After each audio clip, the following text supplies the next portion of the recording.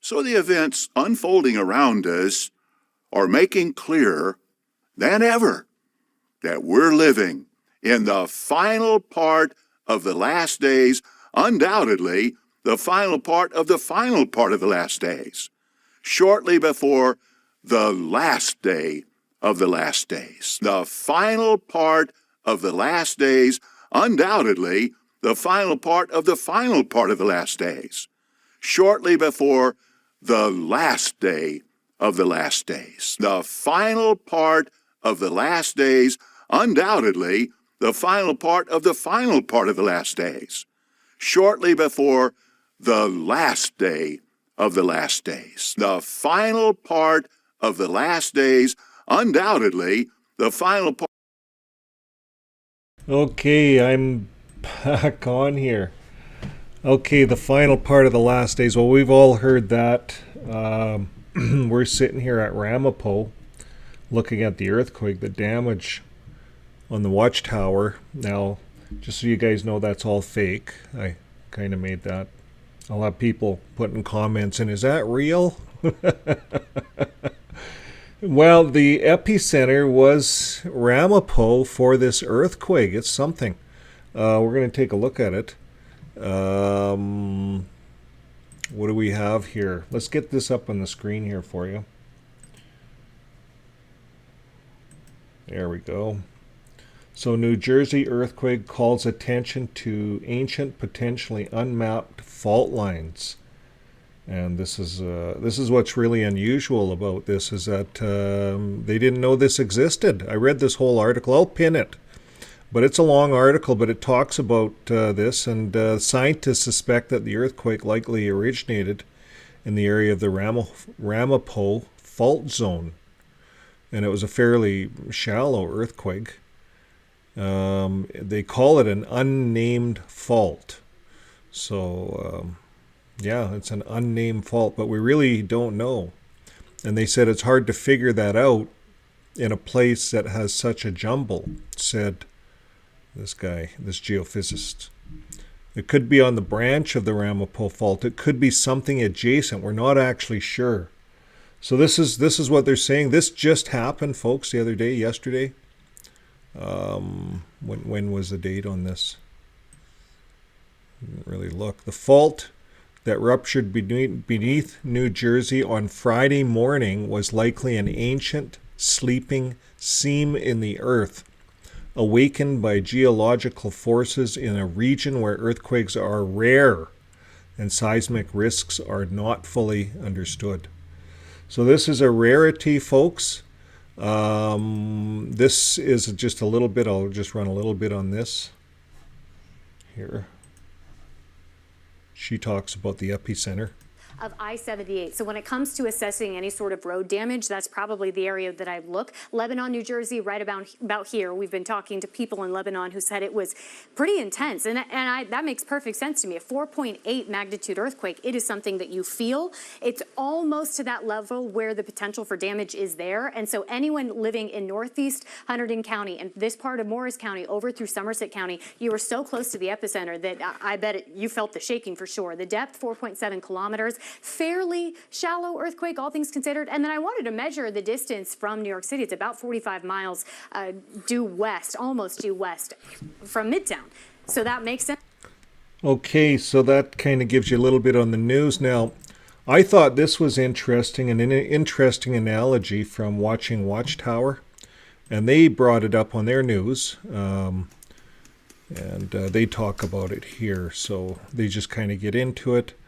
But they get right at about the 2-minute mark. They also talk about the where it's located. So if you notice there, where it's located behind me, it's Tuxedo Park up here, Jehovah's Tuxedo Park. Jehovah's headquarters is right here, and Jehovah's Ramapo is right here, folks. This is exactly the epicenter that we were looking at, right along this Highway 87. So let's just look at how they show it here.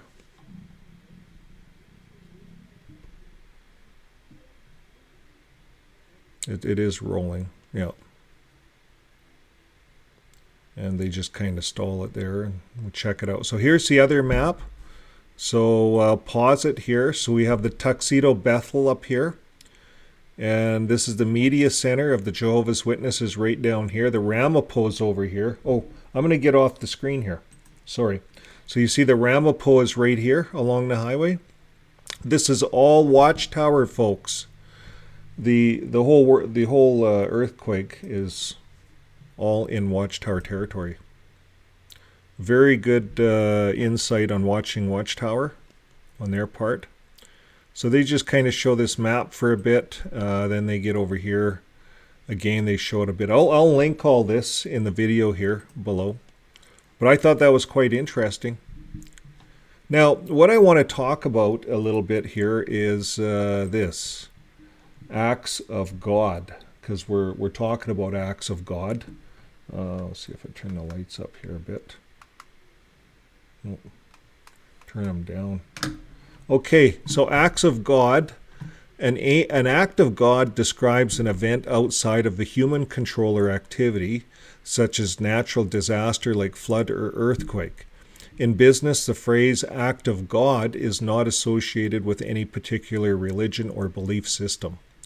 So they use act of God. It shows an earthquake here in the picture. A road kind of caved in. And they use that for insurance claims. I wonder if Watchtower has insurance or if they're self-insured. You see, some big organizations are self-insured. It costs a lot of money to buy insurance. If they're self-insured, there's a lot of earthquake going on there. There's potential. So it's interesting. If they're insured, are they going to claim it as act of God? You see, if they claim it like that, then that's how they claim it. Then they're admitting that Jehovah had something to do with this. So what does the Bible say? Amos talks about it. Isaiah. We're not going to read a lot. Matthew, here's one. And behold, the curtain of the temple was torn in two from top to bottom, and the earth shook, the rocks were split, the tombs were opened, and many bodies of the saints who had fallen asleep were raised, coming out of the tombs. This was after his resurrection. They went into the holy city and appeared to many. So that's what happened when Jesus died. Keep watching over Jesus. They saw an earthquake and what took place. So it happens, and the Bible talks about it. Acts, and suddenly there was a great earthquake, so that the foundations of the prison were shaken. See, there's a God-given earthquake, right? Revelation 6:12 to 14. And when he opened the sixth seal, I looked, and behold, there was a great earthquake, and the sun became black. Isn't there a eclipse happening here, folks? When is that eclipse? Okay, so I found it here, April 8th. That's 2 days from now. A solar eclipse will bring weird sights and sounds and feelings. That's what this article's saying.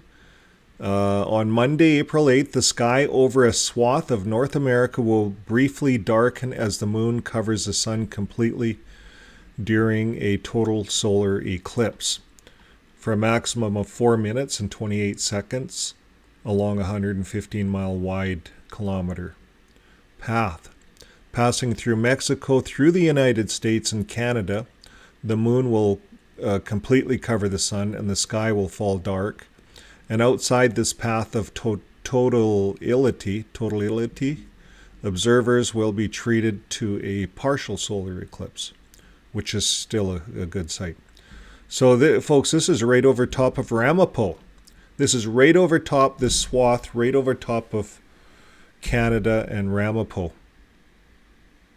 Isn't that interesting?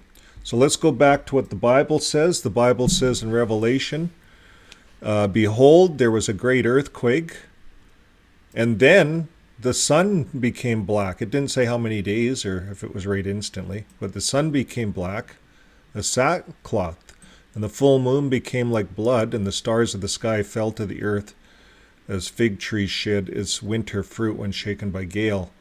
The sky vanished like a scroll that is being rolled up, and every mountain and island was removed from its place. So I certainly hope that doesn't happen. But anyways, the Bible does talk about earthquakes. Revelation 11 and 13. It says, and at that hour there was a great earthquake, and the tenth of the city fell. 7,000 people were killed. It's right in the Bible. So yeah, it does talk about earthquakes, the Bible. Acts of God, I guess. I don't know. Now, if we look at the geological part of this whole thing, this is what's kind of funky on it. These guys are confused. Unmapped fault lines. These guys are at a loss. This is like weird. This thing happening, this earthquake. So we'll see what happens, folks. We'll keep you up to date on it. And I don't know. Is it a self-fulfilling prophecy, like Stephen said at the outset? The end is coming. Okay, folks, that's all I have for you today on that part of the news. And until next time, keep living your life with love. Bye for now.